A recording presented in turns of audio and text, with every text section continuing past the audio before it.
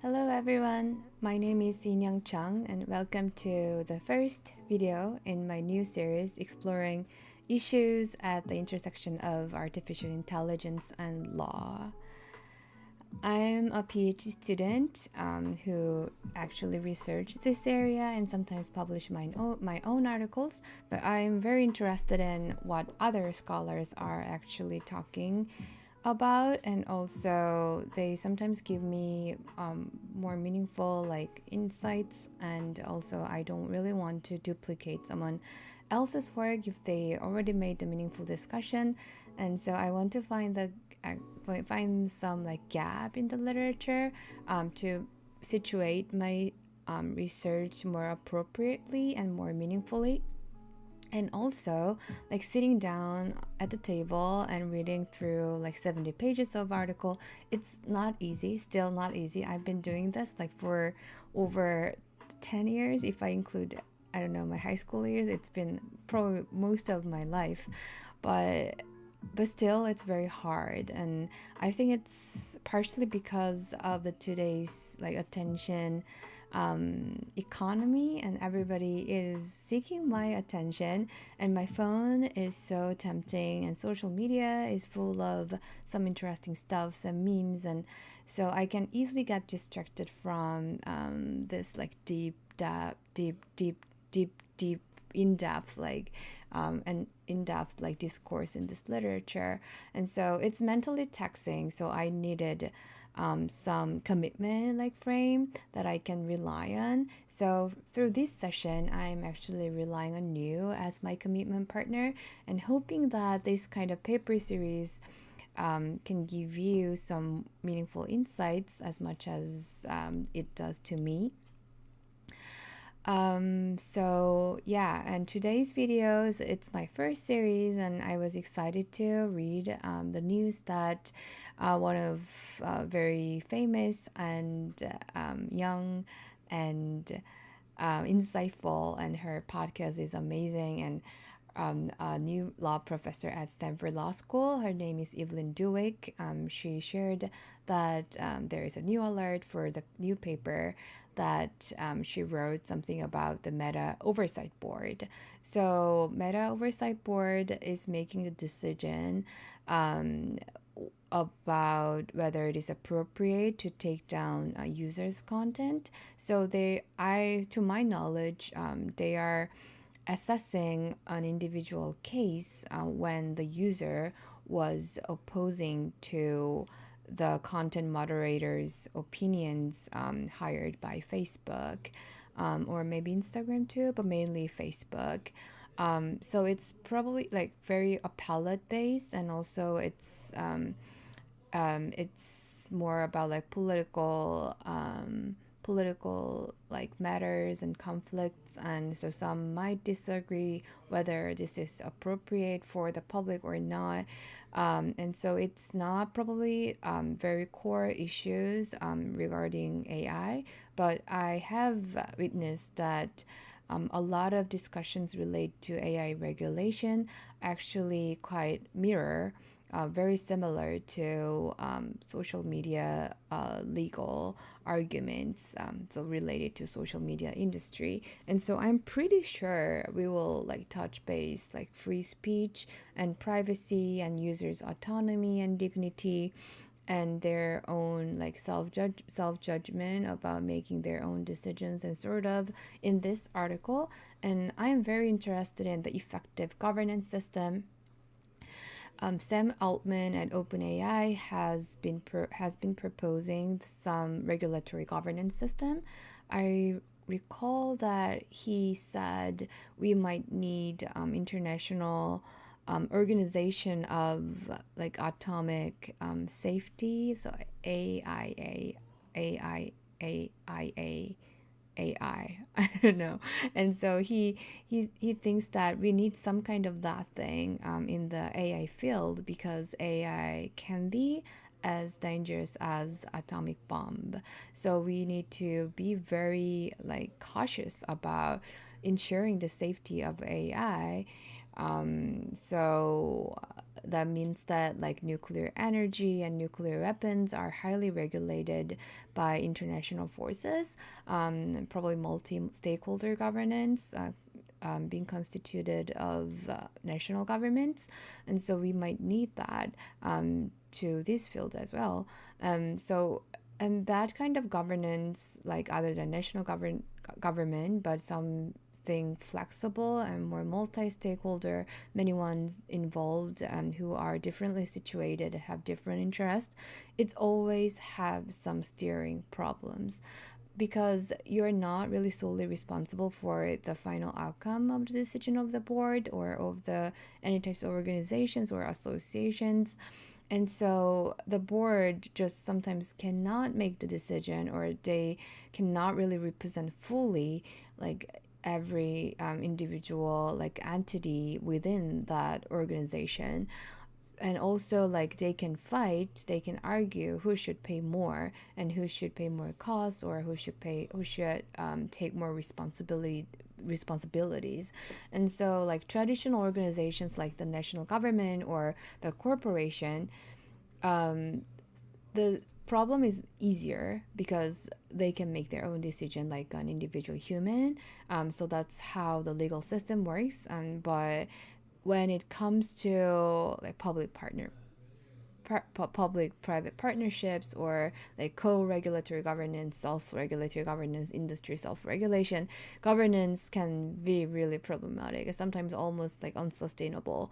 And so I feel that Meta's oversight board had a very, very great cause that Meta didn't like the idea that corporations are dominating the public discourse on social media.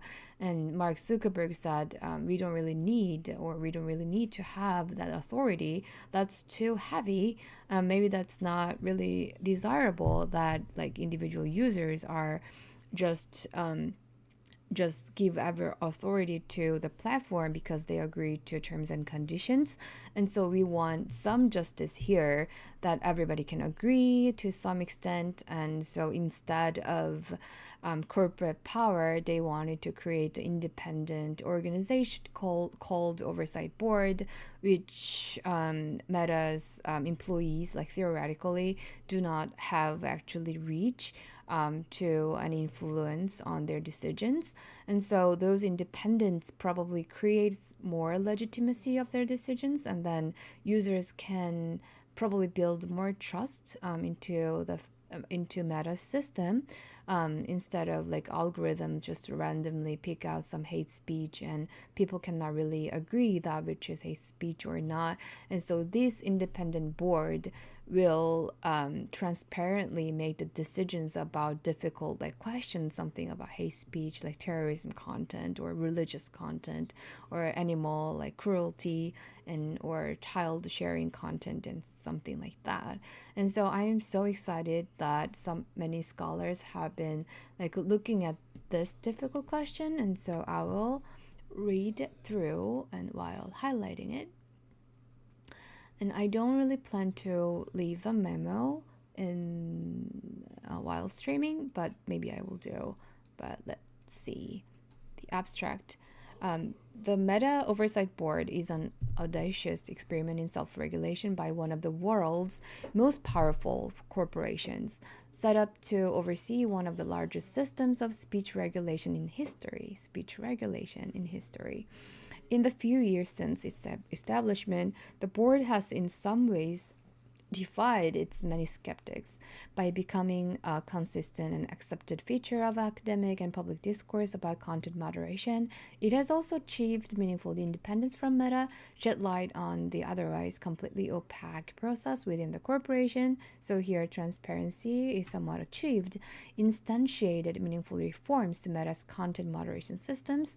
Oh, I didn't know that there was like structural change, and provided an avenue for greater stakeholder engagement in content moderation decision making. But the board has also failed to live up to core aspects of its role in ways that have gone underappreciated. The board has constantly shied away from answering the hardest and most controversial questions that come before it. Of course, because it's hard, and that is the very questions it was set up to tackle, and has not provided meaningful yardsticks for quantifying its actual impact. Hmm. But isn't it hard to like quantify those actual impacts in the real world? And understanding why the board has choose these questions and why it has nevertheless managed to acquire a significant amount of institutional legitimacy, such as important lessons about institutional incentives, the revealed preferences of stakeholders in content moderation governance. Ultimately, this article argues the current political environment incentivize a kind of oversight that is formalistic and unmoored from substantive goals. I'm not familiar with the word unmoored. From substantive goals, but maybe like unsatisfying. This is a problem that plugs regulatory reform far beyond the board itself and shows that generalized calls for more legitimate content moderation governance are underspecified and may, as a result, incentivize poor outcomes. I'm actually curious whether she is citing Martha Mino's article because she recently published the related topic in response to Professor Dweck's article. Let me see.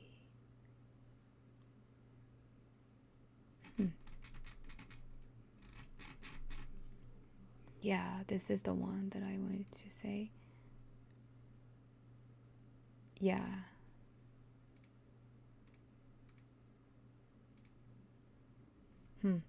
She cited one time. So Martha, for the background, Martha Mino wrote a response law review article to Professor Dweck's the previous one called Content Moderation as Systems Thinking, and Martha Mino, Professor Mino, and who is working at I think Harvard Law School. Yeah, she wrote about the cell industry. She called for industry self-regulation in a more structured way. So I thought they kind of have similar opinions on this. Let me see.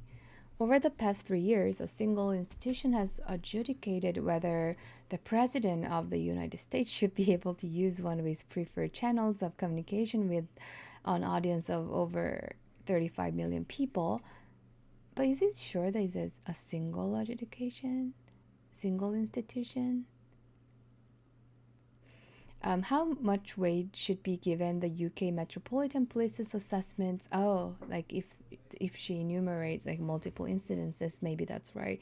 I was curious because like the former President Donald Trump are being sued in several occasions, and so I wasn't really sure that Facebook Oversight Board is a single institution that has something to say in this matter.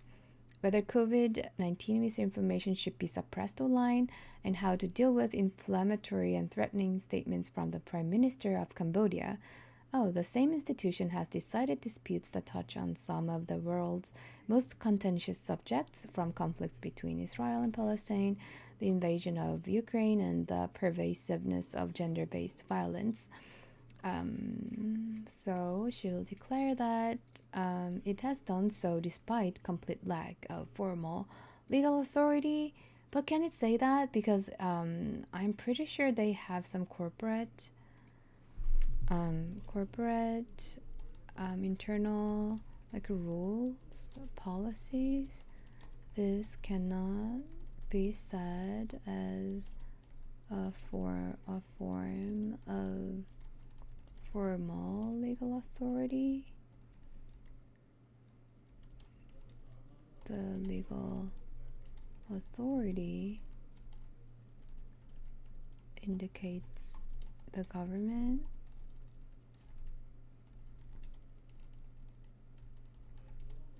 only, or should it be authorized by the statute? I'm kind of curious because oversight board probably has some contractual like foundations, I'm pretty sure. So I wasn't sure like formal legal authority means only the government authority. The institution is the Meta Oversight Board, ni Facebook. Why does she use this French? Oversight Board, and it sits in a twilight zone between being a decision maker exercising immensely consequential power and being a made up body that exists at the whim of its creator. That's true, at the whim. Its case decisions look like court rulings, but they technically bind no one. Yeah, it was supposed to be binding Facebook, but actually it doesn't. It purports to interpret and apply state-created international human rights law, but it has no state-given mandate to do so. The board's rulings have impact in the real world, and yet its power is somewhat a fiction. But the nation state is also fiction too. Created voluntarily by Meta as a form of self-regulation, the board's decisions have force only insofar and for as long as Meta, the company the board was set up to hold accountable, agrees they do. And yet, despite this significant handicap on its authority, the board has received a remarkable degree of attention and respect in the academic and media discourse around content moderation. Its decisions regularly get reported in leading media outlets like the New York Times, Washington Post, Reuters, and The Guardian. This news coverage of the board resembles in tone and content reporting on judicial decisions or administrative agencies. It's not only the media that constantly and meaningfully engage with the board in ways that both suggest and bestow a degree of legitimacy. Numerous academics and civil society groups have submitted public comments to the board, like to the court, with respect to the particular cases, including the ACLU, the United Nations Special Rapporteur on Minority Issues, the International Commission of Jurists, the Electronic Frontier Foundation, and many other leading institutions and individuals in the digital governance space and beyond. Government actors have done the same. American lawmakers have submitted comments to the board, as have the UK Metropolitan Police. The Israeli Supreme Court has referenced the Oversight Board in one of its judgments as an example of due process that Meta offers its users. So interesting. Super interesting. The United Nations High Commissioner for Human Rights has approvingly noted the board's work in its annual report. I really want to cite this sometime. The United Nations High Commissioner for Human Rights has approvingly noted the board's work in its annual report.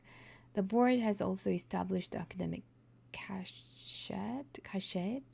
It has been written about extensively. Its decisions are included alongside judicial opinions and legislative materials in the most prevalent legal databases, Westlaw and Lexis. The board's decision in the Trump suspension case is included in a leading internet law casebook. I'm pretty sure it's Grimelman's.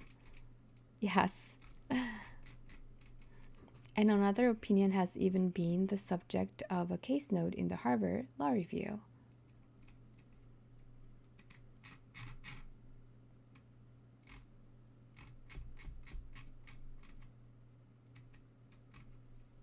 I will make a brief note here about why I wanted to cite this.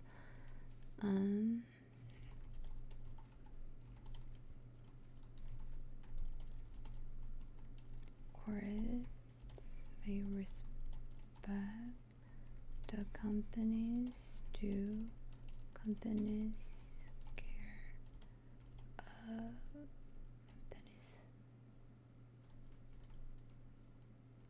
efforts to ensure procedural justice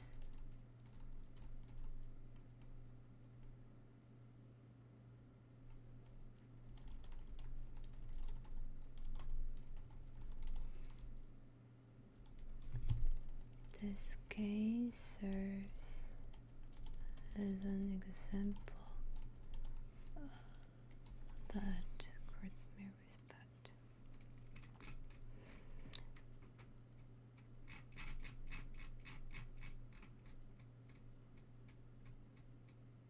Completely unremarkable.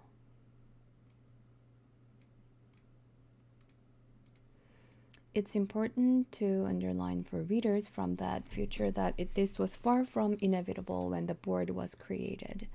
Early reactions to Meta's decision to create the board were extremely skeptical. Many suggested that the board should not be engaged with at all because to do so was either fruitless or worse, would necessarily legitimize corrupt institution. The board was described as a folly, dysfunctional by design, and toothless, MacGuffin, having a Potemkin quality. Let me see who wrote that.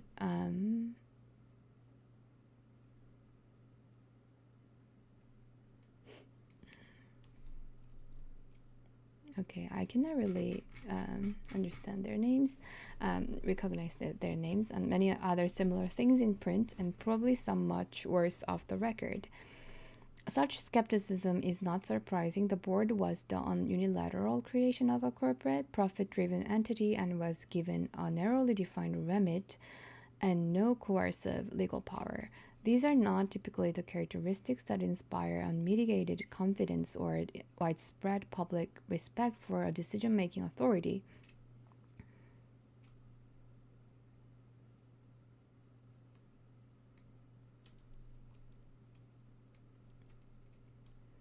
As such, the board started with a very low baseline of a social legitimacy, and understandably so. Yet, only a few years later, skepticism of the board has receded. Far from being dismissed as a mere sham, the board's existence is largely taken for granted, and its work is taken increasingly seriously. This article asks how this change came about, whether the shift in its public and academic reception is justified by what the board has achieved so far. I'm not sure I can fully agree with that. The promising, optimistic view about the board. I felt like they came around when the board started. So I'm not sure there was a big shift from negation to acceptance. Also, board was created, I think it started its function in 2020. It's very recent, so I don't think there was a big shift between now and then, but yeah. Understanding how the board has come to occupy the position it does in public discourse matters not only because the board oversees what is by volume one of the most expensive speech forums in history, but also because the board experiment sheds light on broader dynamics in content moderation governance. How stakeholders have engaged with the board reveals what they want and expect from such governance institutions. And as regulators, companies and netizens alike search for ways to bring greater oversight to content moderation systems. The boards hold both salutary lessons and cautionary tales for these institutional designers. I like this wording. Let me change it to just as a future codes. On the other hand, the contrary to many people's expectations, the board has not been entirely toothless. It has shoved against the extremely limited remit Meta originally gave it, pushed the limits of its authority, and in doing so, has sought out broader impact on Meta systems than merely deciding individual cases.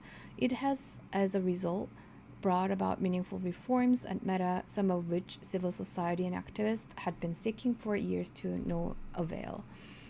And it has shed light on some of the otherwise entirely opaque systems that make millions of speech decisions every day. It has been rewarded by becoming, in many ways, part of the platform governance establishment. But the board has also underdelivered in underappreciated ways and failed to fulfill some of its most important tasks. First, despite its design centering the board's role of public reason giving, the board has not explained the normative framework that guides its thinking about online speech governance. This is a huge missed opportunity. The central normative difficulty of content moderation is how to adapt principles created to constrain governmental power over expression to the very different context of content moderation systems. This task is hard, but it is vital in an age where corporate power over everyday speech has never been greater.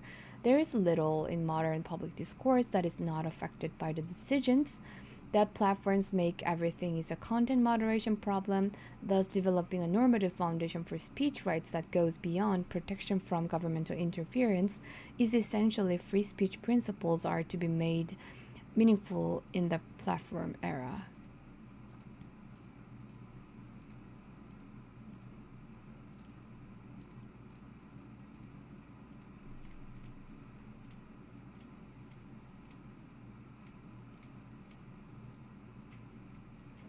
Actually, I'm thinking about the South Korean rulemaking bodies.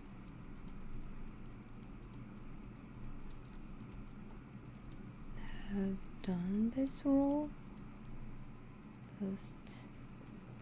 It has adopted IHRL as the basis for its decisions, but its application of IHRL to Meta's platforms has been shallow. It has to be shallow. I think this framework is hard to be very detailed because it has to take the balancing approach, because always different rights like fight against each other. So they have to balance out both or like or three or more meaningful and significant interests. And so the analysis kind of has to be a little bit shallow on high level. But yeah, anyway, this undermines not only the predictability of the board's decisions, but also the board's role as a source of public reasoning that explains and justifies the rules that governs a major segment of the online public sphere. Second, if the board's normative contributions to content moderation debates have been underwhelming, its material impacts on online speech are altogether harder to quantify, and the task of quantification has been made more difficult by the board's emphasis on metrics that are easier to measure but poor proxies for actual impact. The board tracks Meta's implementation of its decisions and recommendations, but it does not track the more important question of whether and how those changes actually improve people's lived experience and the exercise of their rights. I'm not sure it's the board's role. Shouldn't it be the Facebook's role about the user experience after the board decisions and tracking it? I don't know. In short, the board has adopted a formalistic approach to the kinds of changes it seeks from Meta and a simplistic approach to measuring the results. Third, in high-profile or especially hard cases, the board has all too often docked its responsibility to act as the decider of the last resort and avoided giving a definitive answer altogether. That's a shame. This might have been thought to be the raison d'etre of the board, but instead of the board has found ways to be as uncontroversial as possible, even when deciding the most controversial cases. The result has been to prolong rather than resolve some of the most important and high-stakes arguments about online speech rules. The board's failure to deliver in these important ways raises questions about why the board has adopted the approach that it has and why it has succeeded in garnering increasing sociological legitimacy regardless. This puzzle is the core question that this article ultimately seeks to answer. What it shows is the legitimacy, although often invoked as the lodestar of successful governance, is an ambiguous indicator of what we might want to from governance institutions, and its pursuit can create perverse institutional incentives. This insight is critical. Is critical for platform governance, institutional design in general, and not merely for the board. This article proceeds in three parts. Part 1 describes the beginnings and ends of the board. It briefly sets out the history of the board's creation and the design choices of its creators and shows how the pursuit of legitimacy was a core to the board's purpose. The board was fundamentally a response to a growing perception that Meta's content moderation practices were illegitimate and that the exercise of such incredible power over so much speech should not be so unaccountable, therefore. While stakeholders articulated many things that they hoped the board would do, push back against pressure to remove ever more content online, reduce Meta's power and responsibility, provide an avenue for more democratic input in content moderation governance, bring greater accountability and transparency to Meta's decision making, provide public reasoning and rationales for Meta's most consequential and controversial decisions. Ultimately, all these goals were in service of making Meta's content moderation more legitimate. Part 2 then engages in a performance review. It canvasses the board's successes and the ways in which the board has delivered on some of its promise as an institution. Then it turns to the board's shortfalls and the ways it has engaged in a formalistic kind of governance that failed to provide firm foundations for or strong evidence of the benefits of its work. What this part shows is that while the board has achieved much more than many expected, it has also underdelivered in ways that are both significant and underappreciated. Part 3 then gives an explanation for why the board shies away from core parts of its role and why this has not yet had reputational costs. Ultimately, it argues what the board's albeit qualified success suggests is that the lack of any consensus as to what effective content moderation governance should do create space for institutions to define success in ways that may suit them but may have little benefit for others. That's a quite critical view. As long as the board seems better than the available alternatives for decision making, in this case completely opaque and unaccountable power resting in the hands of Mark Zuckerberg, and exhibits some features of good governance, it appears to be a valuable improvement over the status quo. So the expectation was low, and then they achieved so little, but still they got good credits.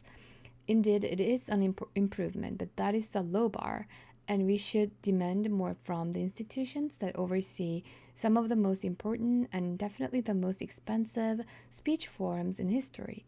As an exercise in the revealed preferences of stakeholders in social media governance, then the story of the board is somewhat discouraging.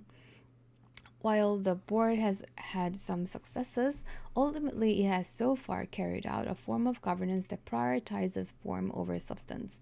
The danger is not that the board choices are seen as or even are illegitimate, it's that they are seen as legitimate, unconnected from any other outcome goal we might hope for content moderation governance to pursue, and that these perceptions influence the design and actions of all content moderation governance far beyond the board. So I actually want to see more concrete suggestions for the next steps, but I don't think it is like significantly addressing them. Okay, I'm so curious, and so I will just go ahead to the very last part and then see if what's the ideal like governance format that she might suggest, or I don't know which pronoun she wants to use, but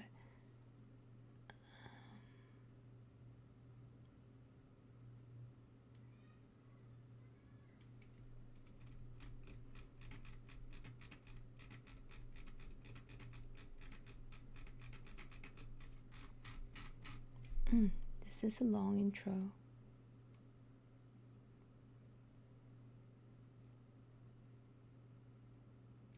Legitimacy's empty promise.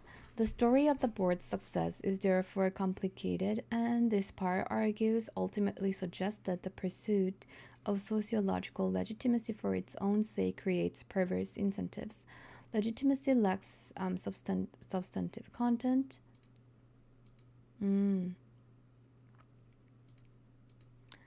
In some ways, at the very point, agreeing on the substantive goals of content moderation is hard. Agreeing we should have respect-worthy institutions is less so, but this breeds complacency about what governing institutions can and should achieve. The board's focus on legitimacy building has come at the cost cost of a more ambitious and substantive vision for content moderation governance.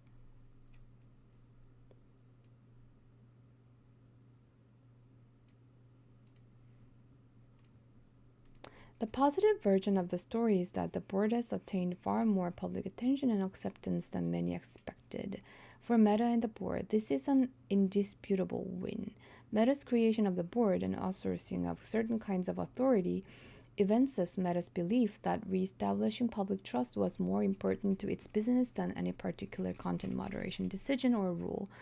The legitimacy matters and has independent value to Meta. The subsidiary goals that people had for the board were all instrumental to this central aim.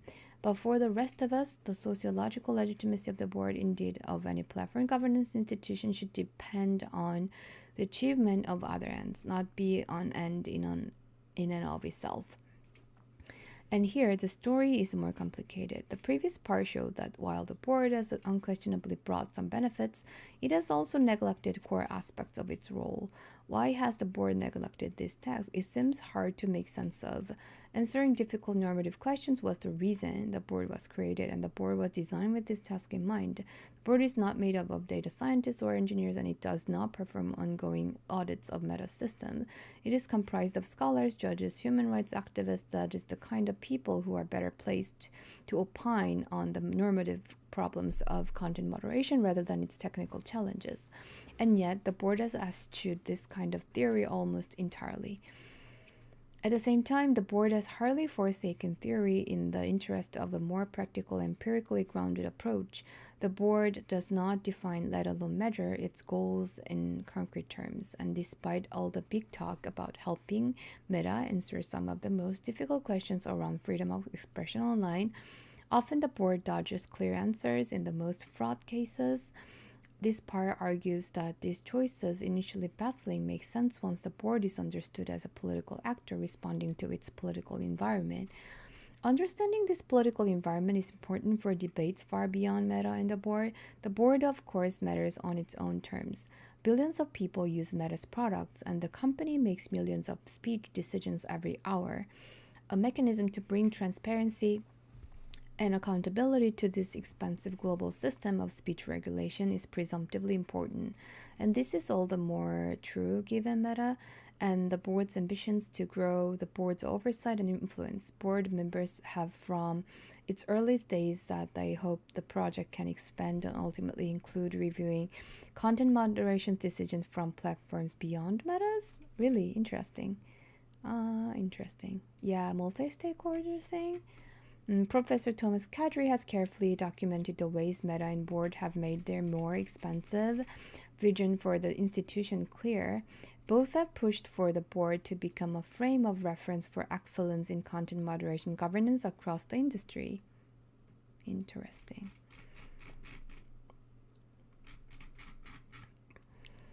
Mark Zuckerberg explicitly pointed to the board as an example of the kind of regulation that lawmakers should be thinking about, and Meta representatives have mentioned it repeatedly in congressional hearings.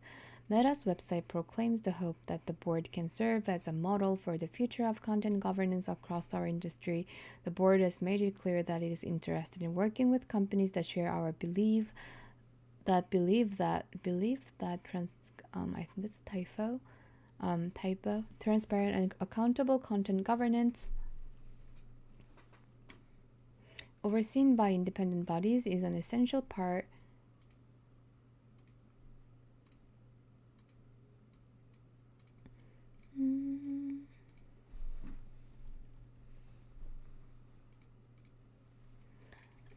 Clearly, the board hopes to directly impact far more than merely meta services.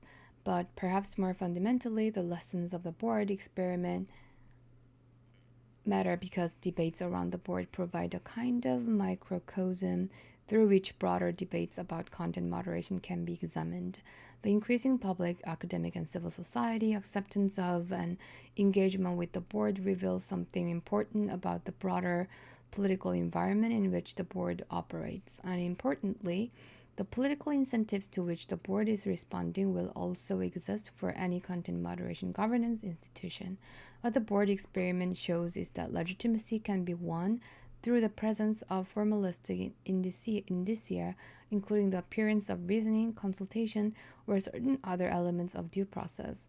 These indicia are seen as intrinsically beneficial even without any further inquiry into its effects, and they are increasingly being mandated across the industry. I might want to see the reference here. What have been mandated in other industry members? The judicial and legalistic model of governance that the board exemplifies in particular is a tool increasingly favored by regulators. As Rachel Griffin has argued, the board's work and much regulation, especially in Europe, reflect the line of thought that believes in the legitimating power of rule of law procedural norms. Yoel Roth, who was of Twitter's head of trust and safety, has observed the same phenomena, bemoaning the ever more formalized set of requirements around platform conduct that tech companies and their regulators are turning to in order to try build trust. Indeed, legislatures are writing and enacting laws that would require of all platforms the kinds of things that the board's recommendations to Meta seek to get Meta to adopt. For example, the European Union's Digital Services Act, said to be one of the most globally influential pieces of legislation regarding content moderation, shares many of the same goals as the board's recommendation. It includes requirements for extensive procedural protections in every case. Platforms need to provide reasons for any content removal, right of appeal open for 6 months in all cases, a human in the loop for all appeals, and a further right of appeal to a third-party arbitrator. The board itself has expressed an interest in becoming a formal part of the regime. Oh!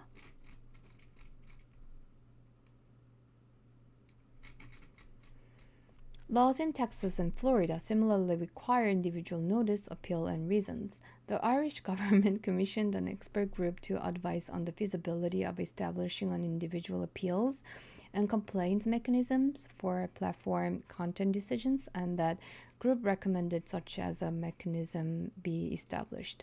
The German Federal Court of Justice has also ruled that Facebook must provide every individual user notice if a post is deleted, reasons for that deletion, and an opportunity to reply. The Indian government has passed a law creating government-appointed grievance appellate committees to hear, user challenges to company decisions, creating the government-run mechanism resembling the board. Thus, the idealized due process model of governance which the board epitomized can be found in many contexts, and so the board experiment holds important lessons for these other experiments in platform governance. This part turns to those lessons. First, I give a realist account of the board's incentives to show how institutional incentives have played an underappreciated role in the board's work. The starting point is understanding that the board is a servant of two masters, its creator, Meta, and whose mercy it exercises any power at all, and the public, whose approval it was created to court.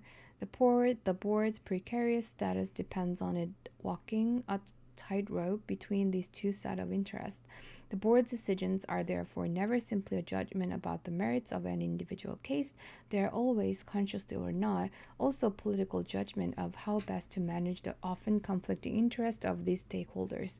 This leads the board to prioritize bolstering its own reputation over actual impact. Second, I examine the political environment that the board operates within to ask why this has incentivized the outcomes that it has. Often, the relief that someone is doing something has overtaken the need to carefully examine exactly what that something is and allow the board to reap rewards for pursuing a formalistic style of governance. Finally, I suggest that what this shows is that legitimacy is an ambiguous indicator of successful governance. Sociological legitimacy is sought after by those in power but is not a standalone good. At best, it is something that can be harnessed to enact substantial reforms. At worst, it can be used to breed complacency about the need for such reforms altogether. Accordingly, we should be far more skeptical about generalized calls for more legitimate content moderation governance, instead articulate more specific normative ends.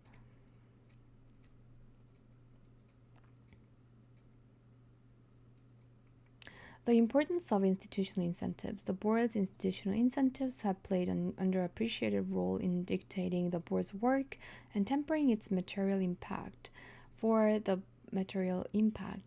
the board as a self-regulatory institution with no legal or other independent authority and no sword or purse of its own. Well, I thought it has its own budget. Maybe not. Its power lies in establishing sociological legitimacy, but the fact that the board is a creature of self regulation makes its goal of establishing its legitimacy more challenging. Because it was designed by and continues to exist only at the whims of the actor it was created to constrain. Of course, that's a nice. Of course, Meta wants the board to succeed. It did not establish the board to fail, but it wants the board to succeed in very particular ways, and this skews the board's work. Meta and the board interests are aligned to an extent. Both want the experiment to work, and both want the board's influence to grow. But Meta's goodwill towards the board will surely not be infinite. Ultimately, Meta only cares about the board's legitimacy and influence to the extent that it redounds to Meta's own benefit. The goodwill of the regulated entity would not necessarily matter as much in most oversight relationships, but it matters a great deal when the oversight institution exercises power at the grace of the entity being overseen. It is therefore important to remember Meta's actual interest in the board's experiment. Meta did not create the board in order to get yet another form of substantive input on its content moderation decisions, but in order to shift public perception. How does she know? The substantive work of the boards is of little benefit to Meta, who regularly consult with stakeholders to get the perspective of experts and affected communities. The distinctive feature of the board is not the nature of the expertise that the board might provide.